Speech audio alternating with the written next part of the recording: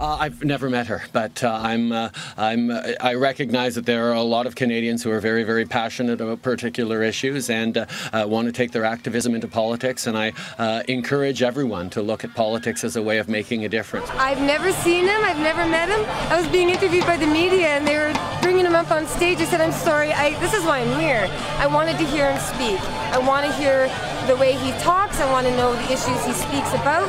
I want to see the reception the audience gives him. And I've got to tell you, I am inspired."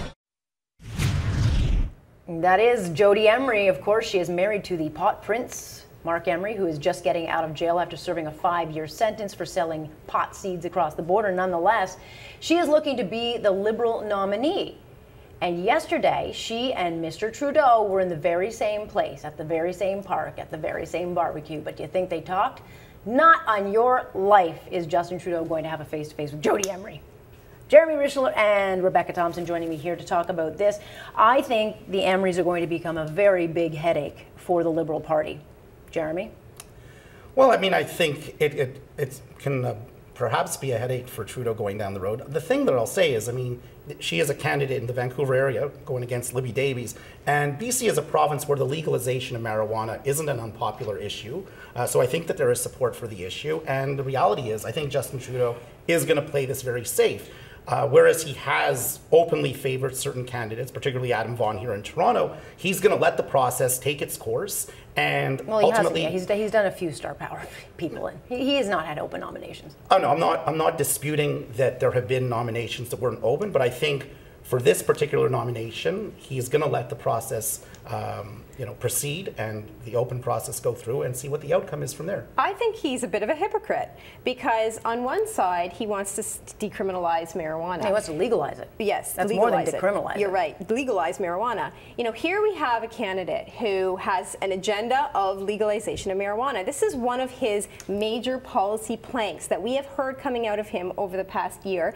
He wants to legalize marijuana. Here we have a candidate who wants to move this agenda forward, and he refuses to even meet with her. You know, this is going to be a problem, you're absolutely right, for Justin Trudeau, because of the fact that media are going to want him to make a position. Do you support somebody who has... Because the Emerys are planning to do a big tour across Canada, and they are planning to use Mr. Trudeau as their platform to push their agenda through. To your last point, in terms of him being a hypocrite there, I mean, I think he's doing the politically smart thing. I mean, could you imagine, particularly for this network, if he actually met with her? And that would be, you see, this is further confirmation that not only does he want to legalize marijuana, he wants to make this, the #1 issue. And I think... But I think they're going to make it the #1 issue, because as long as Mark Emery and Jodie Emery are trotting around the country... Well, it's going to be an issue, but the reality is the marijuana legalization issue is not an issue that I think the Conservatives can win. You have polls that consistently show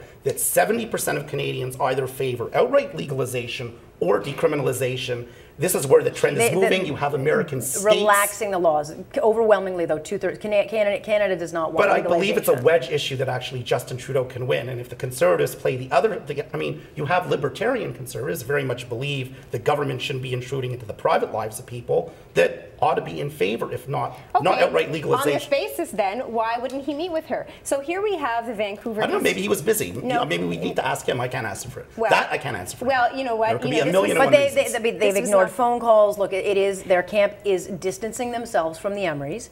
They don't want their entire campaign, once he does start to talk about policy, to be only about pot. Because if Canadians have to go to the polls to vote on pot, that's not going to serve him very well.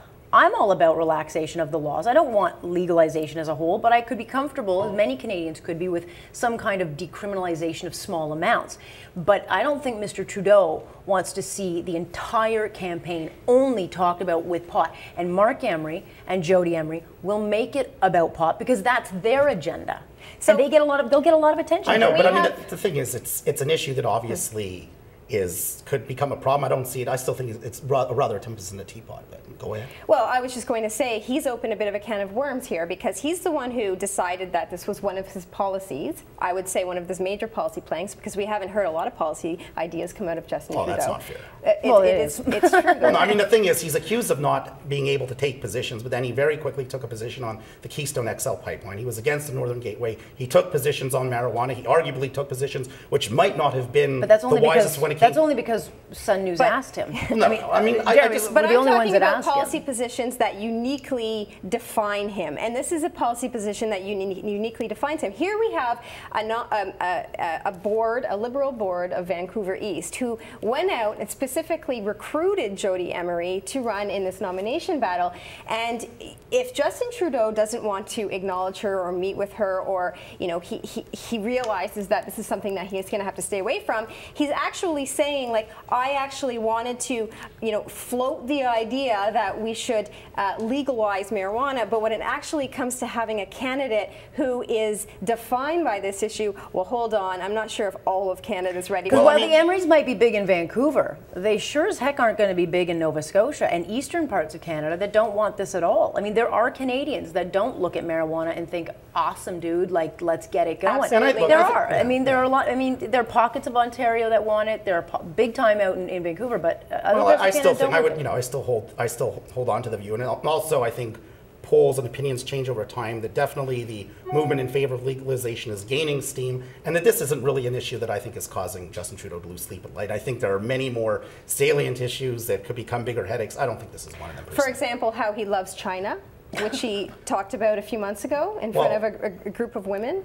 I mean, he's been very quiet on Israel. Look, he made a big gaffe when it came. He actually made a statement that was unequivocally supportive. No, of this. he issued a statement that was very kind of wishy-washy, and then as it went on, he took a bolder step. Well, Mark Garneau has been the face of this for the Liberal Party, but the bottom line is, after that Ukraine gaffe of the hockey game, the Russian hockey game, he's been quiet this time around.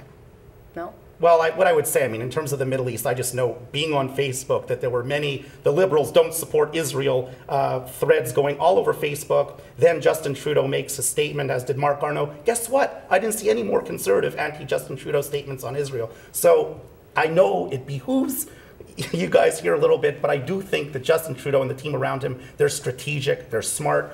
Yes, there have been gaffes. I'm not going to try to defend the Ukraine one. But this is a team that knows what it's doing, and I think you guys got to be onto that. My analysis of Jodie Emery is the fact that the Liberals actually don't want her at all. But unlike, for example, in Toronto, where they actually managed to block a candidate from winning in a certain riding, in Vancouver, they realize they can't block Jodie Emery because the Liberal Party realizes that we don't want her as a candidate, likely, but we have to, we can't actually block her nomination as we have with others because of the fact that what would that look like if, given the fact that this is one of our major policy planks. And it would get a lot of attention because Mark would be very, very upset.